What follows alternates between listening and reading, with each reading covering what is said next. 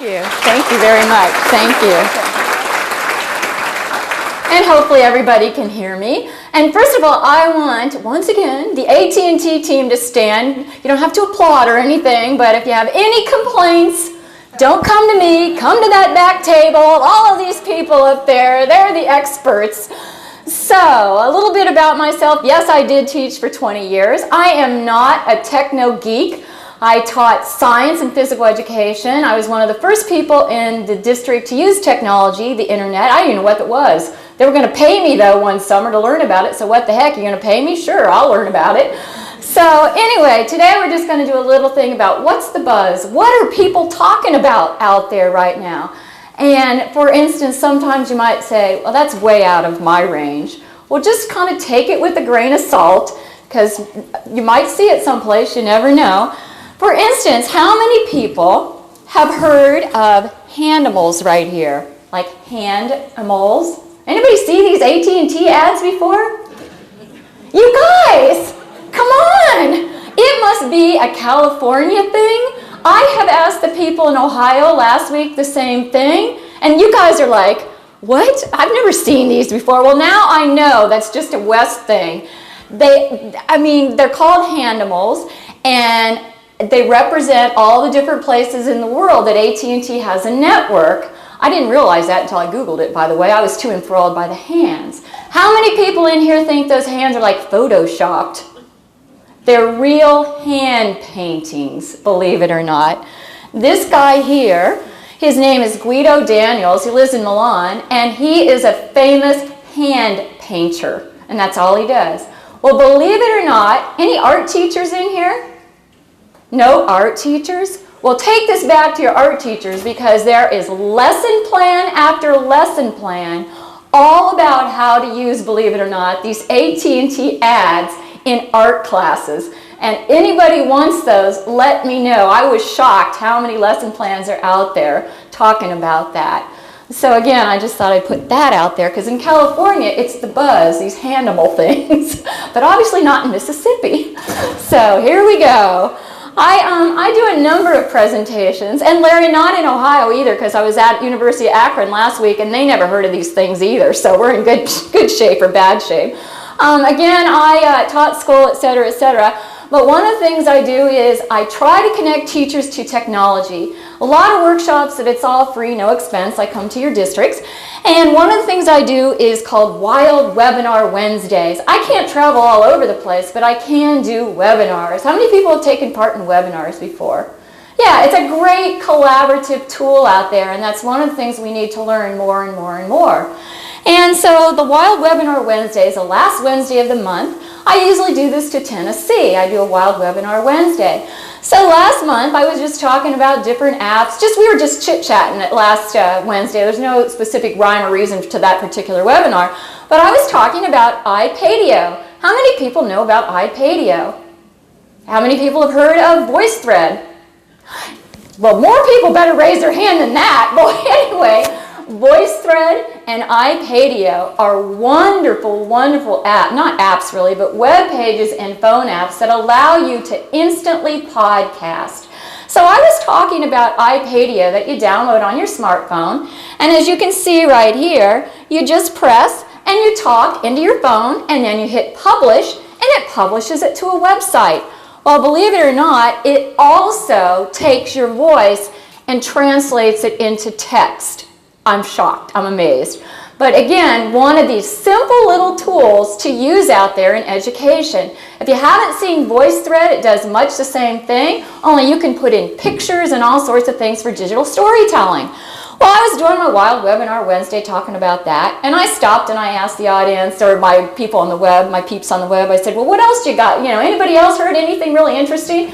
So this one participant from Knoxville, Tennessee said, hey, have you heard about that dog collar that tweets? How many people tweet in here? Any Twitters, tweets? As my husband, the administrator, calls it Twigger. But it's like, okay.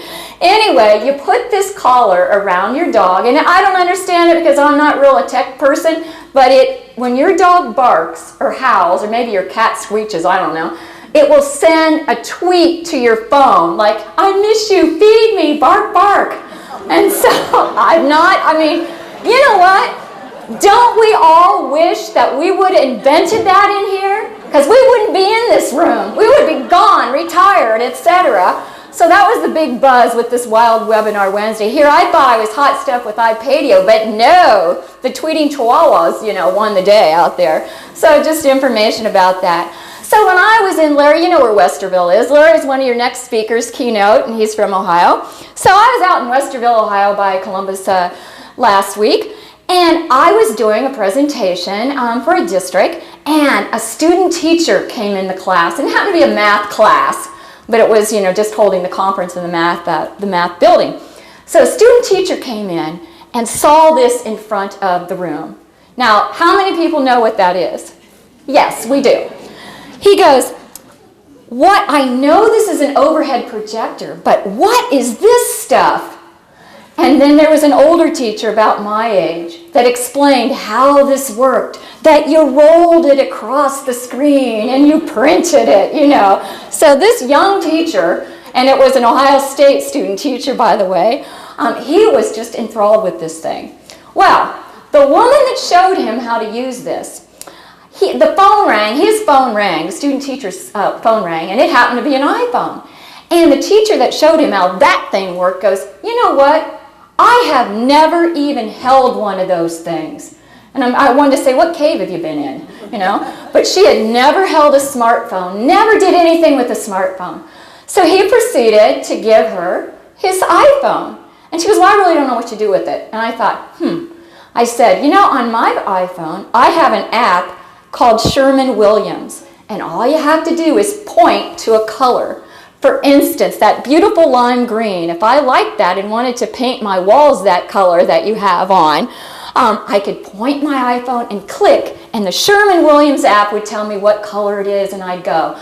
Well, that woman said, I'm remodeling, and I think you just sold me on this iPhone business. So you just never know. Another person said, hey, something about bugs. He was talking about bugs. Oh, I know, and I'm picking on Larry again at Ohio State. Do you know Dr. Susan Fisher in the etymology department? She did a presentation with Coach Tressel, the football coach, on photosynthesis. Anything to get today's kids to understand science. And she was saying it's one of the most watched things at Ohio State because it has the coach in it. He's kind of boring when he talks about photosynthesis, but he is the coach. Well, she also had the football team do something to advertise her class. Because we all know if we don't get enough students in our classes, whether it's high school or college, the class is going to be dropped. So she wanted to get kids in her etymology 101. So she had the football team do an ad. And at the end, they say, go Bugs instead of go Buckeyes. So very, very cute. So anyway, I'm telling that story, and I said, you know what else I have on my iPhone? I have this bug spray app. Are there mosquitoes in Mississippi? Yeah, I know there's mosquito. That much I do know in Mississippi. Well, you can download this app called Bug Spray, and it is supposed to, the frequencies that go through or whatever, the high-low frequencies, it's supposed to kill the mosquitoes and scare them away. So I don't know. And now you're frowning. I don't know. I don't know at all. I don't know. So you guys with smartphones, you download it. You let me know because we don't have too many mosquitoes in California, but I will be in Ohio this weekend, so maybe I better try it out. So bottom line is, when we're talking about cell phones, there's such a buzz about mobility these days. And just as May 11th, 208,000 blah, blah, blah iPhone apps. You can't keep track. Somebody goes, Linda, what are the best ones out there for education? Well, with that many, you can't keep track. But look at the others. And I got that chart from Wired magazine. Well, how many people have ever watched TV on a phone? Okay, so some of us have. How many people have watched educational shows on your phone? Good, there's a few that are raising their hands, either inventing that or not, but great. There are a number of educational shows that you can watch live on your cell phone. Now, this just happens to be the Ohio State University basketball team getting beat by Tennessee. I thought I could make it back by halftime during the NC2As to watch it. I got trapped in the grocery store. As you can see my grocery store list right there. So I just turned on my iPhone to the mobile TV NC2A site and watched the game as I went up and down the aisles. So again, technology, anytime, anywhere learning. Anywhere learning. All of those apps out there, there's an app for everything. An app for everything. For instance, I was at a meeting with the CIO at Ohio State's Veterinary College. And we were talking about how many apps there are for veterinary college students. They have to carry this huge Merrick book around about veterinary disease. It's about this big. Well, they can just simply put that on their iPad or their iPhone or any other smartphone now and won't get lost, copy won't get dumped on it. So it's all about being mobile right here. How many people have used anything with their phone besides texting and phoning? Okay. Some of the school districts out there are allowing cell phones in the classroom. I'm working with quite a few. And this is just an example of what one teacher was saying. You know, the kids go out in the field, they take pictures of bugs, and they send them instantly to their Flickr account. So you have a virtual bug collection. And then they go in and research that bug, and it goes on and on and on. Okay. And I know some of you are from universities, colleges. How many people are from university level colleges out there? Yeah, a few of you. Right now, the big buzz out there is to have your own website, right? Your college has to have your own mobile website. If you don't have your own mobile website, you're just not with it. The kids today, as Sherry said this morning, they want access now. They demand it. They demand it. They want their schedules on their cell phones. They want all that, you know. It's the 21st century. We're already 10 years into the 21st century. We've got to get with the program. And so again, a lot of universities are making their own mobile devices. For instance, I was speaking at the Ohio Higher Education Conference last week, and they did a roundtable, and one of the questions was, what are the major trends and support needs for mobile devices? This is my 2-second commercial. AT&T does have some support for that. So instead of universities inventing some sort of app for the iPhone, some sort of app for the Droid, some sort of app for this, that, and the other thing, we can put it all together for you. So that's my 2-second commercial there. Okay, students, anytime, anywhere. And again, this is more for the higher education folks in the group. I travel a great deal, and I am surprised at how many athletes are on the road, and how many debate teams are on the road, and other students on the road. So I take pictures. So for instance, right here, and again, I was in Columbus last week, Ohio. This is the Ohio State women's golf team. They were on their way to California for a week. The volleyball team was out there already. This is last year, the Ohio State University girls synchronized swimming team. They were in the airport. This is somebody in Indiana, okay, some team. They're on the road constantly. Are you guys at universities giving your students that are on the road constantly access to their classes, anytime, anywhere learning? It's important. I ran into the Arizona State women's basketball team about February, and I was asking them, I said, how do you guys do your homework? They were going to be gone a week. I said, how do you guys do your homework? Does the university provide like laptop connect cards or anything? No, but you know what we did last night, they said? It was hilarious. The university won't pay for access in the hotel room either, but the next hotel room over had free access. So we put on our PJs and we huddled in a corner of the hotel that we were in so we could get wireless access from the hotel next door. So again, it's that needed stuff. You know, here I am. I was telling my husband last week, I said, I'm on the plane with the women's golf team and NCAA at Stanford, men's volleyball there now. He's like, whose golf team? I want to say you're an idiot. I'm in Columbus, Ohio. What do you think? Where do you want? But anyway, the texting. How many people text all the time? Yeah. Well, I know in California, obviously you're not supposed to text and chat on the phone. Is that rule here yet in Mississippi? Not yet. Well, in Ohio now you can't text on the phone. Well, in California, my mother calls me from Ohio. She's 88 years old, and I'm going, Mom, I really can't talk. And she goes, why not? I said, because there's a siren going behind me. So I had a ticket for not texting, but talking on the phone. So, word to the wise. Well, not a good idea anyway. So anyway, distance learning, it's all about anytime, anywhere. And obviously, this is my 1-second commercial. Also, we can help you do that. How many people are interested in netbooks? Yeah, so that is a very big buzzword right now as well, the netbooks out there. And again, integrating netbooks, anytime, any place learning.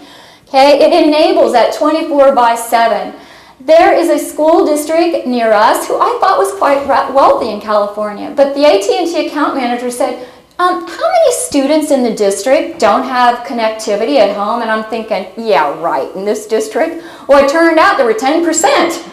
And so having a netbook embedded with that Connect card will bridge the connectivity divide. So a lot of school districts are trying to bridge the connectivity divide by issuing those embedded netbooks there. I wanted to mention that integrating netbooks, this is Greenville City Schools in Tennessee with the E, so Greenville spelled with an E. I saw this in person and they were fantastic. These third graders, they were demonstrating their Acer netbooks and how they accessed Accelerated Reader. How many people use Accelerated Reader in here? A few people. How they access stories via the netbook, took their AR tests, etc., etc. I mean, they were doing all of this stuff. Plus, they video conferenced the Royal Botanical Gardens. How many people in here are video conferencing? Okay, that opens up the doorway to so much.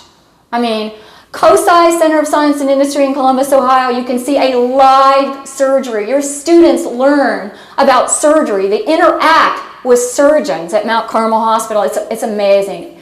I'm involved with the program. How many math teachers in here? I mentioned it in my session. Any baseball fans in here? Okay, a few. I work with the San Francisco Giants to develop giant geometry, how geometry of a baseball park plays. And they do that over video conferencing. So again, netbooks, video conferencing, all of that stuff. Well, as Sherry said this morning, times are changing. I pulled up to the airport, I got my carry-on suitcase and I'm getting to the airport. And so I saw this daughter talk to her mother. The mother goes, call me when you get there. And the daughter says, Mom, I told you before, I'm not calling you. If you want to know when I've arrived, check my Facebook. So certainly kind of a generation gap. And the mom goes, no, I want you to call me. They proceeded to get into a huge argument versus the phone and Facebook. And then I was like, I got to check in here. Anyway, Wi-Fi all over the place. And I'm going to try to hurry this up because I think I have about 5 more minutes. How many people have used Wi-Fi on a plane now? Anybody? Yeah, a few people. I used it once, twice actually. The first time was great because nobody sat in front of me. The second time, guess what happened? Somebody reclined the seat in front of me and I had a heart. So basically it was a waste of my $15 for Wi-Fi because I couldn't work. So anyway, Wi-Fi is pretty cool though in the sky. QR codes. How many people know what QR codes are? Okay, a few people. These are so neat, and I don't have time to show you how to create it, but go out and just do a Google search for QR code generator, and you can instantly create one of these cards, one of these barcodes right here. At an Ohio conference, all the participants had the QR code. You go up with your phone, and you download an app, and you click on it, and it tells you the participant's name and address and all of that. Science teachers, any science teachers out here? Okay, a few. What some people have done is had their students go in and create QR codes to match the parts of the body. So if I was doing something on the patella, the student would go in, create, this is the patella, here's what it does, blah, blah, blah, generate a QR code, cut it out, and attach it to the kneecap, the patella. And the students go up and click, and they would tell you the history of the patella and all of that. And I told the story this morning, the first time that I used this was outside of a mall. I saw this, I got down on my knees, I clicked. My husband goes, what the hell are you doing? I said, we're going to win a prize, I know. And sure enough, I clicked and it deciphered it and said, go to the bagel shop for a free bagel and coffee. So the next time you see one of these, in fact, it was in the magazine on Southwest last week, advertising Arkansas. There was a little one and I knew what it was and I showed the guy next to me what it was, so it was kind of fun. Well, in fact, there it is. There is part of the ad. And he goes, what is that? What are you doing? Because I took my camera out. And he's like, what are you doing? So I was showing him, so it's kind of neat. So, how many people have heard of augmented reality? Okay, some of us have heard of augmented reality, and I need to get out of this, and I got probably about 2 more minutes left. Augmented reality, the first time I heard about it was last summer. And there are many augmented reality sites for education. It's a trend out there. It's a buzz. buzzword out there. The next time you're in a Hallmark store, the next time you're in a grocery store and you see something like this above the Hallmark ad, it's not a coupon. It's something to show you augmented reality. So let me get out of this and show you exactly what it is here. Okay, so I'm going to go right here. And please just forget my totally awful messy desk. And I'm going to quickly click on augmented reality, and up will come my cell phone. And I put this little coupon in front. Hey, what you got there? It looks like I take it away. I put it back. Hey, what you got there? It looks like a ticking heart. It is ticking. Is that bad? I don't know. It just depends what happens when it stops ticking. And I take it away and I put it back. I take it away. So the next time, again, is that neat or what? Isn't that neat? I'm just like, whoa. I saw that last summer, and let me get out of this. And the guy opened up a box with it, and I was like thrilled. I'm like, whoa, this is so cool. And then when I saw the Hallmark, and there's some science sites, there's quite a few science augmented sites that you can download little coupons to put the heart together and see it beating and everything. Of course, it's like everything in education. We don't have enough money. The people at Hallmark have made like, woo. And in fact, I've got to take this card back because it's not working properly. If you buy something like this, they sell them at Hallmark. The reason why it might be a $7 card is open it up and it tells you how to do the little thing. I mean, I open it up and it tells you to put it in front of the webcam to see a special message that you're sending. So again, that's augmented reality out there. Augmented reality, this is in higher education, they send this to all prospective students, and they have an augmented reality site to welcome them to that university, and they give a little tour quickly, to make the students, hey, we are cool, we are on top of things at this university.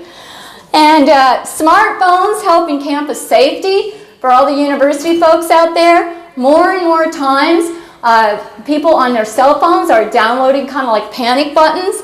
So for instance, and Larry, you might recognize this is at Ohio State, the middle of a cornfield over here. This is winter time, I fell down. Okay, and had I been a student laying there, I couldn't make it to the little emergency lights. But had I had something called Rave on my phone, I could have pressed that panic button and instantly that would have gone to campus police, whether you were faculty or whatever, and somebody would come rushing over rather than having me lay in the ice over there. So again, that is a big buzz out there. I mentioned, and I don't have enough time to demonstrate it, but webinars, how many people need to collaborate in here? We talk about anytime, anywhere learning. Why in the heck do we always have workshops and presentations after school at 3:30? Why can't they be at 5 o'clock, 7 o'clock if anybody would listen? You got your coffee, you got your glass of wine, your soda, and do it that way. That's what webinars are all for. Okay? And again, one of the things that people are using also is asset trackers for equipment buses, that kind of thing. Okay, and I won't go into detail here because I've run out of time. But last thing here, social networking survey. And I know some of you saw Poll Everywhere this morning, is that correct? I use it all the time. But there's other devices as well, Turning Technologies. How many people in here have Turning Technologies? Okay, and some of the devices, some of the responseware are a little better than others, better security. I will say that Turning Tech has a little better security. I have to tell you this story in closing. So, my nieces and nephews in Columbus, Ohio, I cook dinner for them all the time for Christmas. And they're like, oh God, what's Aunt Linda going to bring this Christmas? So I said, okay, I'm gonna be really tech savvy and I'm going to set up a Poll Everywhere poll. And they're going to text what they want. So I said, you want turkey, you want lasagna, or other? So the first day, and there's only 20 people I'm going to cook for. So the first day I log in and there's, oh great, 10 people have voted. Cool, this is way cool. The next day, this is what happened. And I'm like, oh my God. Well, my nephew had learned how to hack right into Poll Everywhere and get around that security device I had. My other brother sent it out to all his Facebook friends. He doesn't have that many, but here's the deal. So again, technology is just infectious all over the place. I asked my brother, I said something about what time should we start dinner? He goes, well, it looks like 5 a.m. because you're having about 200 people for dinner. So I don't know. Anyway, it just seems like even my dog's going mobile these days, anytime, anywhere. And last thing, how many people in here are doing anything with cyber citizenship, digital safety? Think of that, please, because, we want responsible students out there to understand. For instance, I was reading something in Spirit magazine back in December. There's still a Vanderbilt, Emily Post Institute. And she goes around, not Emily Post, but the people at the Institute, talking about to business schools and high school business students about etiquette, phone etiquette, digital etiquette, and all of that. And she always says that, usually if she talks to students and she'll say, if you're interviewing for a job and the person you're interviewing with has a little spinach right here, what do? And she says about 99% of the time the students say, well, I just text them, instead of like when I grew up, kind of like that. So again, that's part of digital citizenship. So hopefully you learned something today, took away something, whether it's an augmented reality or some of the other sites I had. And I want to thank you guys for your Mississippi hospitality. I mean, I can't believe it. I can't wait to go back to California and say, boy, those Mississippi people they have it together. So thank you very much.